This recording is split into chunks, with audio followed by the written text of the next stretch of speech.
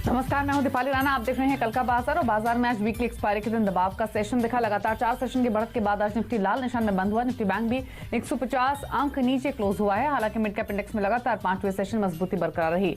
Mid cap index 2 हफ्ते के ऊपरी स्तर पर पहुंच गया है। वहीं चुनिंदा मेटल्स और कैपिटल गुड्स शेयरों में भी हरियाली दिखी। खबरों के चलते शिपिंग से जुड़े शेयर्स में भी एक्शन रहा। वहीं कई बड़े नतीजे भी आज आए। अगर आज के बाजार के आप संस्थागत निवेशकों के आंकड़े देखेंगे तो एफआईएस की ओर से कैश मार्केट में बाइंग हुई है 1118 करोड़ की। डीएस ने हालांकि बिकवाली की है 2019 करोड़ की। तो ये आंकड़े हैं आज के। लेकिन आज के सेशन के की हाईलाइट ये थी तो बाजार निचले स्तरों से रिकवर होकर बंद हुआ। और दूसरी बात ये कि मिड कैप और स्मॉल कैप में काफी अच्छा मूड स्पेशली आखिरी के 1 घंटे में बनता हुआ दिखा। हमारे साथ कोटक सिक्योरिटीज के श्रीकांत चौहान है। श्रीकांत नमस्कार, स्वागत है आपका। पहले तो एक क्विक आउटलुक आपका मार्केट्स पर ही। 11,900 के नीचे निफ्टी बंद हुआ है। कल के लिए क्या रेंज आप एक्सपेक्ट कर रहे हैं और क्या स्ट्रैटेजी है? Thank you Deepali. देखिए, वैसे मार्केट का जो एक अगर ओवरऑल ट्रेंड देखेंगे तो पिछले 5 दिनों से मार्केट एक डिसिसिव ब्रेकआउट में नहीं जा रहा है। वो एक रेंज के अंदर फंसा हुआ है। 11,800 के नीचे नहीं जा रहा है, 12,030 के ऊपर नहीं जा रहा है।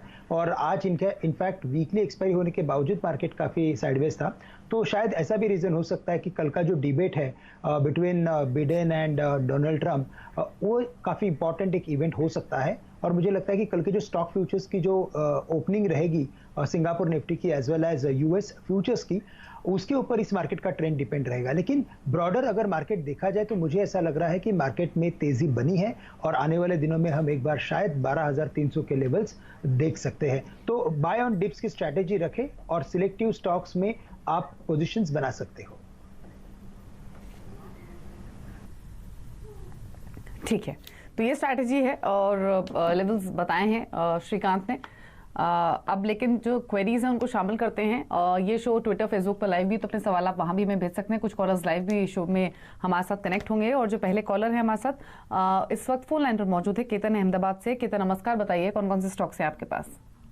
Good evening madam. मेरे पास 1000 शेयर है, 104 पे लिया हुआ है। और फिलिप्स कार्बन है 2000 शेयर 105 पे लिया हुआ है।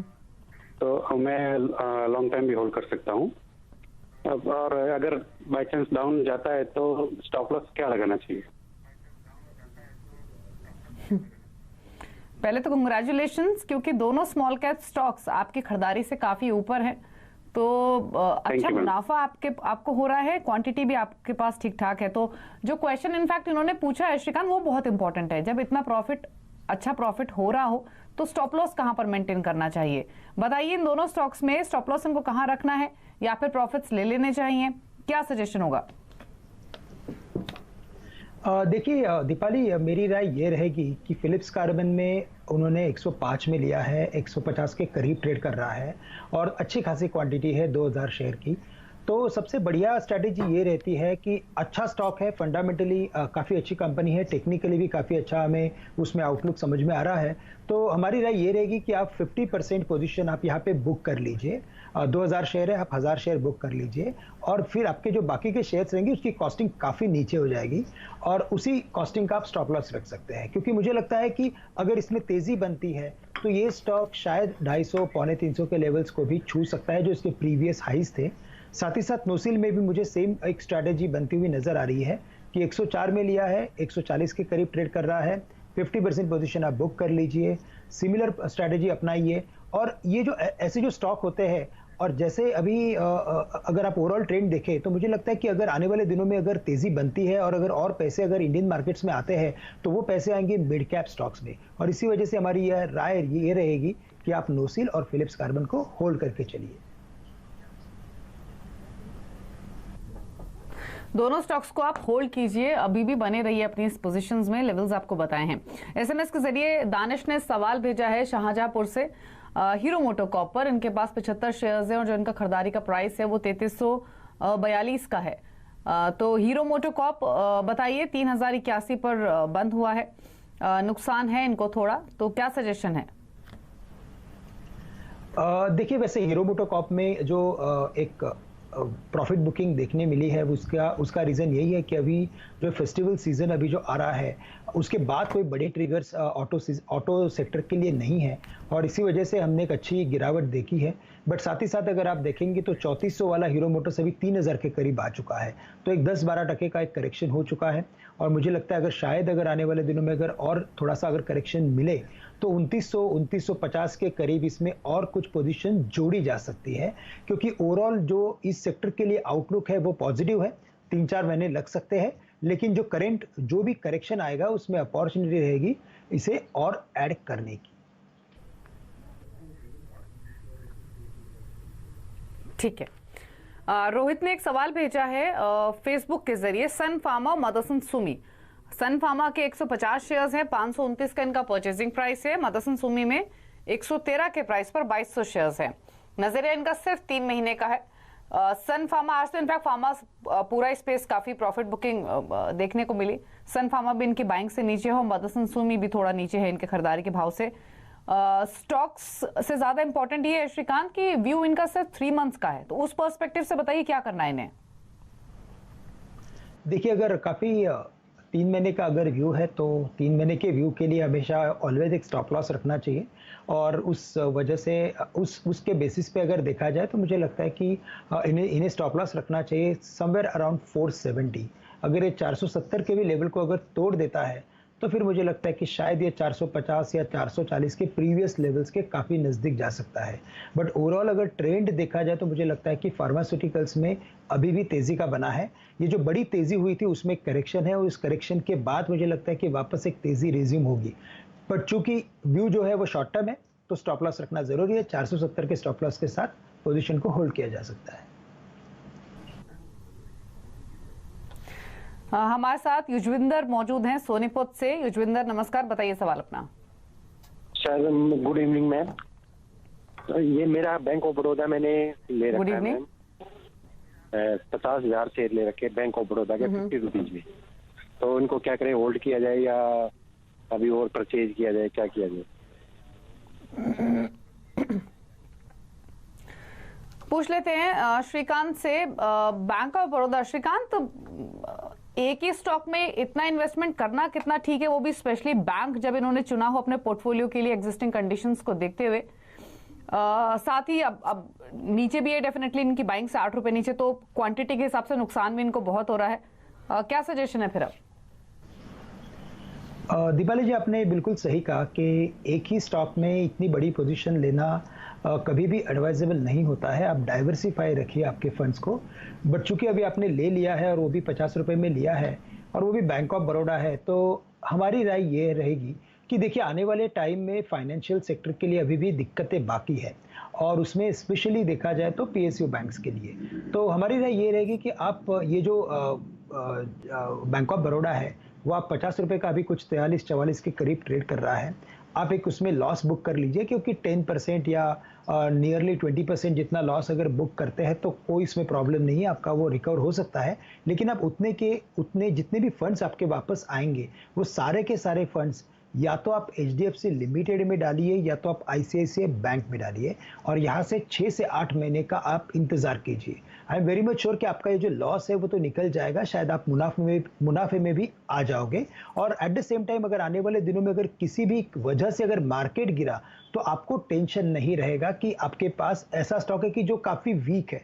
तो करंट लेवल से हमारी राय ये रहेगी कि आप इसमें करंट लेवल से एग्जिट कर लीजिए। सारे फंड्स आप 2 स्टॉक्स में एचडीएफसी लिमिटेड या तो आईसीआईसीआई बैंक में डाल के आप for next 6 to 8 months wait कीजिए। एसएमएस के जरिए सोनाली मेहता ने सवाल भेजा है रेवाड़ी हरियाणा से। ग्रैन्यूल्स पर इनका क्वेश्चन है। 1000 शेयर्स इन्होंने ग्रैन्यूल्स के खरीदे हुए हैं और जो इनका परचेसिंग प्राइस है वो 133 रुपए का है। बताइए क्या करना है? ग्रेट, काफ़ी अच्छी एक इन्वेस्टमेंट की गई है और ये विंडफॉल गेन है, क्योंकि 135 में लिया है, वो भी 1000 शेयर है और स्टॉक अभी 350-400 के करीब आ चुका है। तो हमारी राय तो ये रहेगी कि जल्द से जल्द इसमें 50% तो एटलीस्ट प्रॉफिट ले लिया जा सकता है, क्योंकि इससे क्या हो जाएगा कि इनका कॉस्टिंग एकदम कम हो जाएगा, शायद जीरो हो जाएगा और फिर बाकी के इन्वेस्टमेंट पे आप बने रहिए, क्योंकि कंपनी के जो प्रमोटर्स है और कंपनी के जो आगे के जो आउटलुक है या तो उनकी जो विजन है वो काफ़ी क्लियर है। तो बिल्कुल आप 50% पोजीशन पे बने रहिए और 50% पे आप मुनाफा ले लीजिए। ठीक है, तो सलाह आपको दी गई है, थोड़े प्रॉफिट्स यहाँ पर ले सकते हैं क्योंकि काफी अच्छे लेवल पर आपने एंट्री ली है। राजेंद्र जोशी ने एक सवाल भेजा है फेसबुक पर, पीसी ज्वेलर्स के इन्होंने 1000 शेयर खरीदे हुए 13 रुपए के प्राइस पर, 13 रुपए 40 पैसे के प्राइस पर इनफैक्ट, और अवंती फीड्स लिया हुआ है 550 के भाव पर। जानना चाहते हैं क्या करें, नागपुर से इन्होंने क्वेश्चन भेजा है। पीसी ज्वेलर में 13 रुपए के लेवल पे इन्होंने एंट्री ली है, तो अभी तो इनको मुनाफा हो रहा है, लेकिन जिस कैटेगरी का ये स्टॉक है उसको ध्यान में रखते हुए क्या जो भी मुनाफा हो रहा है उसको लेकर निकल जाना चाहिए श्रीकांत, या फिर कोई और व्यूअर साथी? अवंती फीड्स 550 परचेसिंग प्राइस है। देखिए वैसे पीसी ज्वेलर्स में अगर उन्होंने पोजीशन लिया तो मुझे लगता है कि कुछ सोच समझ के लिया होगा कि शायद या तो जीरो या तो हीरो, मुझे लगता है शायद यही व्यू होगा।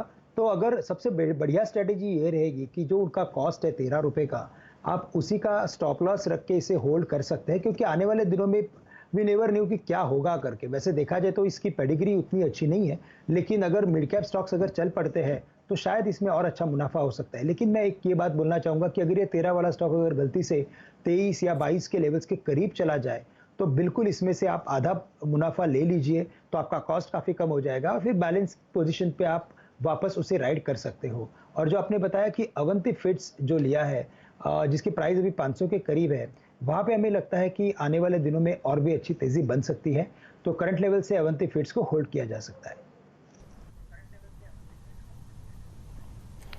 सागर ने सवाल भेजा है पुणे से। सागर बताइए क्या सवाल है आपका? या hello ma'am, hello sir. Actually मैंने 1000 शेयर्स लिए अशोक लेलैंड के 76.4 पे, और मेरा सवाल ये है कि क्या अभी प्रॉफिट बुक करना चाहिए या ये और ऊपर जा सकता है? अशोक लेलैंड इनफैक्ट काफी अच्छा चला है श्रीकांत, और इन्होंने ऊपर लिया उसके बावजूद भी इनको मुनाफा हो रहा है, ये अच्छी बात है, रखें इसको। और अगर हाँ तो स्टॉप लॉस कहाँ मेंटेन करें, क्या सजेशन है? देखिए वैसे शॉर्ट टर्म में इसमें काफ़ी सारे ट्रिगर्स आ रहे हैं, जैसे कि स्क्रैपेज पॉलिसी आ सकती है, या तो जैसे ऑनलाइन शॉपिंग बढ़ चुकी है, तो उसमें ये सब कमर्शियल व्हीकल्स का काफ़ी बड़ा योगदान है और काफ़ी बड़ा यूज़ हो रहा है। तो आने वाले दिनों में हमें लगता है कि इसका फ्यूचर काफ़ी ब्राइट है। लेकिन अगर शॉर्ट टर्म अगर व्यू है तो हमारी राय ये रहेगी कि इसमें 84 या 85 के प्राइस के करीब इसमें आप मुनाफा ले सकते हो। और शॉर्ट टर्म में अगर आपको कोई स्टॉप लॉस अगर रखना है तो मुझे लगता है कि आप स्टॉप लॉस 73 रुपीज़ का रख सकते हो। तो 73 रुपये का स्टॉप लॉस रखें और 85 से 86 के टारगेट के करीब करीब आप मुनाफा बांध लें। जी, अमित ने एक सवाल भेजा हमें एसएमएस के जरिए, 2 स्टॉक्स है इनके पास। जीएम ब्रिवरीज 444 का प्राइस है, 500 क्वांटिटी है। लिकर स्टॉक्स तो आज परफॉर्म कर भी रहे थे, इनफैक्ट जीएम ब्रिवरीज भी चला, लेकिन इनके भाव से तो नीचे ही अभी भी स्टॉक। और दूसरे रिलायंस इंफ्रा, यहाँ पर 200 शेयर्स हैं और 38 रुपए का इनका खरीदारी का भाव है। तो क्या सजेशन श्रीकांत दोनों ही स्टॉक्स में, क्योंकि रिलायंस इंफ्रा में भी काफी लॉस है और जीएम ब्रिवरीज भी इनके भाव से नीचे है? देखिए मुझे लगता है कि जीएम ब्रिवरीज के फ्यूचर आउटलुक के बारे में वैसे अनसर्टेनिटी है। साथ ही साथ अगर देखा जाए तो ये स्टॉक काफ़ी स्पेकुलेटिव है और चार्टिकली अगर देखा जाए तो कोई क्लैरिटी नहीं है कि किस डायरेक्शन में ये स्टॉक जाएगा। तो मेरी राय ये रहेगी कि करंट लेवल से इसे बेच दिया जा सकता है और रूपी टू रूपी स्विच करे। रैडिको खेतान में ये 420-430 के करीब ट्रेड कर रहा है, और अगर आने वाले दिनों में अगर 6-8 महीने का कंपैरिजन करता हूँ बेस्ड ऑन चार्ट्स, तो मुझे लगता है कि रैडिको खेतान ज़्यादा अच्छा परफॉर्म कर सकता है। तो करंट लेवल से जीएम ब्रिवरीज को बेचें और रैडिको खेतान में आप एंटर कर सकते हैं। और फॉर रिलायंस इंफ्रा हमारी राय ये रहेगी कि आप इसमें से बेच दीजिए और जो भी पैसे आ रहे हैं उससे आप किसी अच्छे स्टॉक में डाल सकते हैं। ठीक है, कादर अहमद है हमारे साथ अयोध्या से फोन लाइन पर। कादर जी नमस्कार, बताइए सवाल अपना। नमस्कार मैम। नमस्कार सर। एक्चुअली हमारे पास 400 शेयर कोल इंडिया के हैं 125 रुपए के भाव पे, तो इसको क्या लंबे समय तक के रखा जाए या किसी भी उछाल में इसको निकल जाए? बताइए श्रीकांत, कोल इंडिया बहुत सारे इन्वेस्टर्स के रिटेल इन्वेस्टर्स के पोर्टफोलियो में ये स्टॉक है, डिविडेंड पेइंग कंपनी है, बट स्टॉक अप्रिसिएशन नहीं मिला है इसको, तो नुकसान में है उस हिसाब से पोजीशंस। इनके लिए क्या सजेशन होगा? बिल्कुल। इनफैक्ट अहमद जी, अगर आपका सिर्फ अगर डिविडेंड इनकम रिसीव करने का ही अगर इरादा होगा तो आप इसे होल्ड करके रखिए। बट हमने देखा है कि ओवर द पीरियड इसमें जो प्राइस इरोजन है वो भी हो रहा है, और ये कब तक होगा कुछ पता नहीं चल रहा है। और साथ ही साथ ये पब्लिक सेक्टर यूनिट है कि जहाँ पे काफ़ी सारे गवर्नमेंट के तरफ से न्यूज़ फ्लो भी आते हैं। तो मुझे लगता है कि आप सबसे बढ़िया बात यह है कि आपकी जो कॉस्टिंग है और जो करंट प्राइस है उसमें कुछ 10 रुपए का ही फासला है, तो आप इसे बेच दीजिए और आप उतने ही फंड्स आप टाटा स्टील में इन्वेस्ट करके रखिए, क्योंकि आने वाले दिनों में स्टील सेक्टर के लिए काफ़ी सारी उम्मीदें हैं और काफ़ी अच्छे लक्ष्य हमने टाटा स्टील के ऊपर रखे हैं। साथ ही साथ टेक्निकली अगर देखा जाए तो ये स्टॉक काफ़ी अच्छा चल सकता है। तो आप करंट लेवल से कोल इंडिया को बेच दीजिए और टाटा स्टील में आप इन्वेस्टमेंट कर लीजिए।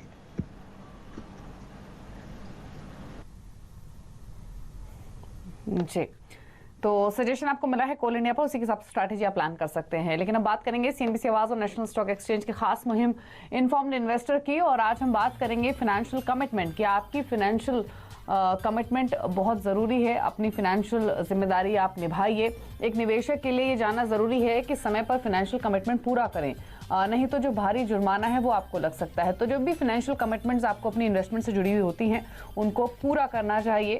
इनफैक्ट अपनी इन्वेस्टमेंट से जुड़ी जो तमाम बारीकियां होती हैं उन पर भी गौर करना चाहिए। तो आप क्या कहना चाहेंगे श्रीकांत इस मुद्दे पर?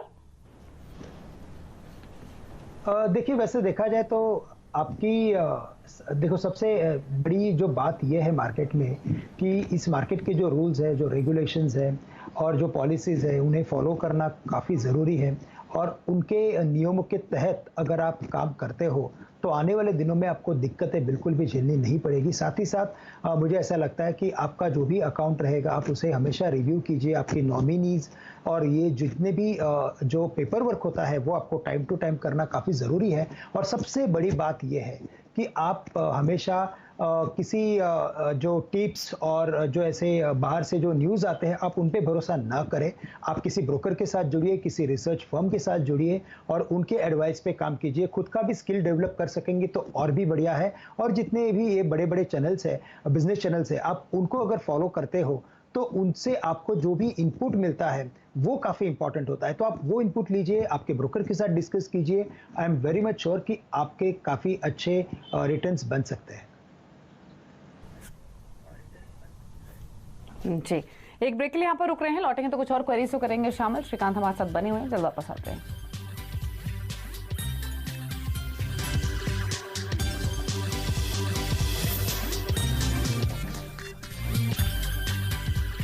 आप देख रहे हैं कल का बाजार, हमारे साथ श्रीकांत हैं आपके सभी क्वेरीज को आंसर करने के लिए, और कंपील चंबा से हमारे साथ फोन लाइन पर मौजूद भी हैं। कंपील नमस्कार, बताइए क्या सवाल है आपका? Hello ma'am. Hello sir. Sir मैंने ईरकॉन के 500 शेयर लिए हैं एट द रेट 77 पर। मैं 1 महीने के लिए होल्ड रखना चाहूंगा, इसके लिए इसका क्या टारगेट होगा? ऊपर इनके खरीदारी के भाव से 4.5 रुपए 1 महीना रख सकते हैं, बताइए क्या करना है श्रीकांत? ईरकॉन अगर आपको सिर्फ 1 महीने तक के लिए रखना है तो वैसे बोलना मुश्किल है। उसका रीज़न ये है कि ये स्टॉक वैसे देखा जाए तो काफ़ी एक साइडवेज फॉर्मेशन के साथ ट्रेड कर रहा है, और इसकी जो रेंज बनी है वो बनी है बिटवीन 75 और 95 के बीच में। तो मैं आपको इतना ही बोल सकूंगा कि अगर मार्केट में अगर तेज़ी बनती है और इस स्टॉक में अगर तेज़ी बनती है तो वापस ये स्टॉक 95 के करीब आ सकता है। तो वहाँ पे आप एक बार प्रॉफिट बुक कर सकते हो, लेकिन शायद 1 महीने में उस लेवल के करीब नहीं आता है। तो आप बिल्कुल आप एक स्टॉप लॉस रख लीजिए, और वो स्टॉप लॉस रहेगा 75 रुपीज़ का। अगर 75 के नीचे अगर चला जाए तो आप इसमें से एग्जिट हो सकते हो। शशांक ने हमें सवाल भेजा है ट्विटर के जरिए। अपोलो टायर्स 121 के प्राइस पर 50 शेयर उन्होंने खरीदे हुए हैं, जानना चाहते हैं क्या करें इन लेवल्स पर। दूसरा मनपुरम फाइनेंस, यहाँ पर 146 का परचेजिंग प्राइस है। तो अपोलो टायर्स में तो अच्छे मुनाफे में है, ये प्रॉफिट्स ले ले यहाँ पर, या और मनपुरम में क्या सजेशन होगा?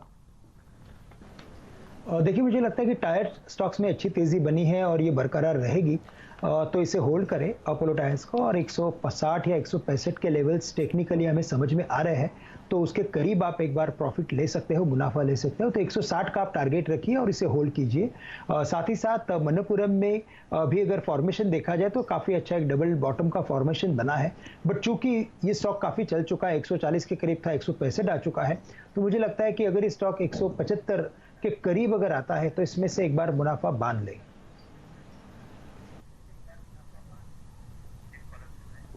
ठीक है। संध्या हमारे साथ बड़ौदा से फोन लाइन पर हैं। संध्या नमस्कार, बताइए क्वेश्चन अपना। Hello hello madam. संध्या पूछिए सवाल अपना। इक्विटास होल्डिंग 250 शेयर 80 रुपए के भाव से लिया है, तो अब इसमें क्या कर सकते हैं? नुकसान है काफी श्रीकांत इनको। कौन सा स्टॉक बोला रहेगा इक्विटास के लिए? ओके, इक्विटास बिल्कुल बिल्कुल। वैसे देखिए, इक्विटास और उज्जीवन इन दोनों ने बाजार को काफ़ी डिसअपॉइंट किया है और काफ़ी जोर से गिरे हैं। मुझे लगता है कि ये कोविड की वजह से गिरे हैं, लेकिन साथ ही साथ मुझे ऐसा लग रहा है कि ये स्टॉक अभी 60 के ऊपर जाना मुश्किल लग रहा है। तो मुझे लगता है कि बिल्कुल आने वाले दिनों में एनबीएफसीज में हम एक अच्छी तेज़ी देखेंगे। ये जो एक लोन मोरेटोरियम के ऊपर जो एक अनाउंसमेंट होगी सुप्रीम कोर्ट से 2 नवंबर को, तो उस वक्त हमें एक अच्छी हलचल देखने मिलेगी पूरे एनबीएफसी स्पेस में। तब अगर आगे ये स्टॉक अगर 60 रुपीज़ के करीब आता है, 60 रुपये के करीब, तब आप इसमें से एग्जिट कर लीजिए, इसमें आप लॉस बुक कर लीजिए और आप किसी अच्छे स्टॉक्स में इन्वेस्ट कर सकते हो। ठीक है। इसके अलावा फेसबुक के जरिए वरुण ने एक सवाल भेजा है। इन्फोसिस पर इनका ये व्यू लेना चाहते हैं। 5 इयर्स का इनका होराइजन है, लगभग 1450 शेयर्स इन्होंने खरीदे हुए हैं। जो प्राइस इन्होंने मेंशन किया है श्रीकांत, वो 450 रुपये का है। तो बताइए फिर, अगर ये सही प्राइस है फिर तो इससे बेटर क्या होगा? मतलब मल्टीफोल्ड, मतलब डबल से ज्यादा हो चुका है स्टॉक उन लेवल से। अच्छे लेवल पर एंट्री ली उन्होंने, क्या करें अभी? देखिए, stock deep in the money हो गया है और हमेशा मैं ये कहता हूँ कि अगर कोई स्टॉक अगर अपने पास हो जो निफ्टी 50 का पार्ट होता है, और अगर वो डीप इन द मनी अगर होता है 50%, मोर देन 50%, अगर वो अपने करंट प्राइस से अगर नीचे है, तो मुझे लगता है कि इसमें डरने की ज़रूरत नहीं है। आप बिल्कुल इसमें बने रहिए, क्योंकि ये स्टॉक हमेशा एक अच्छा डिविडेंड भी देता है और साथ ही साथ अभी आने वाले दिनों में टेक्नोलॉजी सेक्टर से हमें काफ़ी आशाएं हैं। और इनफैक्ट टेक्निकली भी अगर आप देखेंगे तो सभी के सभी स्टॉक न्यू हाइज में ट्रेड कर रहे हैं। तो ये क्लियरली इंडिकेट करता है कि काफ़ी सारे इनफ्लोज इस सेक्टर में आ रहे हैं और आने वाले दिनों में इनकी चमक और भी बढ़ेगी। तो बिल्कुल आप इसमें बने रहिए और शायद मुझे लगता है कि इसमें 1400 या 1450 के लेवल्स के करीब अगर आने वाले दिनों में अगर प्राइस देखने मिले तो आप थोड़ा सा मुनाफा ले सकते हो। बट अदरवाइज मुझे लगता है कि आप बिल्कुल इसमें बने रहिए। अगर आपका 5 साल का अगर नजरिया है तो कोई बात ही नहीं है सोचने की।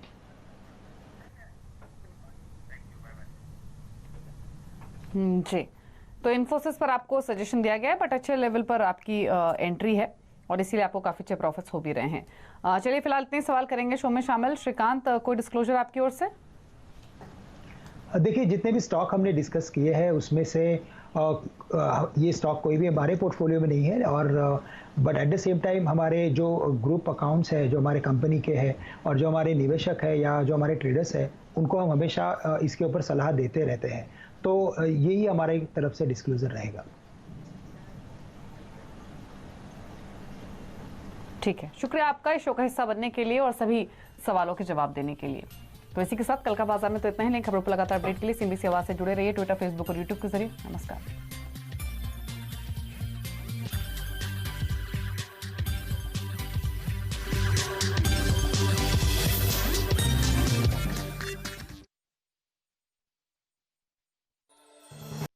फ्रेंड्स, मिलते हैं अगले वीडियो के अंदर। जब तक के लिए गुड बाय।